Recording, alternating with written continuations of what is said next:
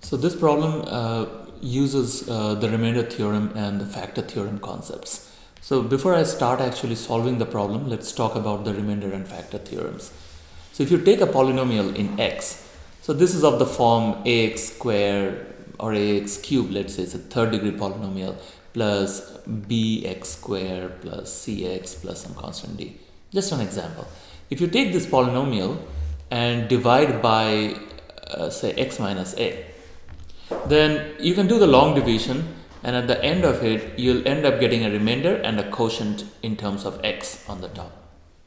So this quotient could be something like, say, p x square plus qx plus t, just as an example.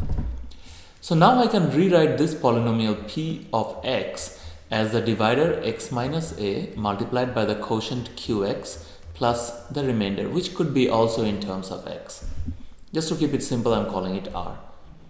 Now what happens if I put x equal to a, both on the left hand side and the right hand side? Then the polynomial becomes p of a. That means the value of the polynomial at x equal to a will be equal to, this whole term becomes a 0, because x minus a will become a 0. So it doesn't matter what qx is, the whole thing is 0, and 0 plus r will be r on the right hand side. So this is basically the remainder theorem, which states that the value of a polynomial when it's divided by x minus a, at the point where x is equal to a, is the remainder after that division. And if the remainder is 0, then the value of the polynomial at x equal to a will be equal to 0.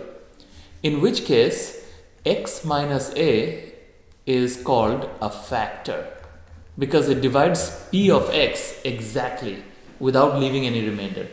But if the remainder is non-zero, like in the previous case, then I'll say x minus a is a simple divisor. So now back to the problem. When they say something like p of 3 is equal to negative 2, you see this thing matches very closely with this. So they are saying p of 3 is equal to negative 2. That means, according to this problem, this remainder must be 2 and a must be that 3. So that means x minus 3 must be the divisor, which is what is validated by the statement in D, that the remainder when that polynomial px is divided by x minus 3 is the divisor, the remainder is actually negative 2, which is what we just stated here. So D is your correct answer.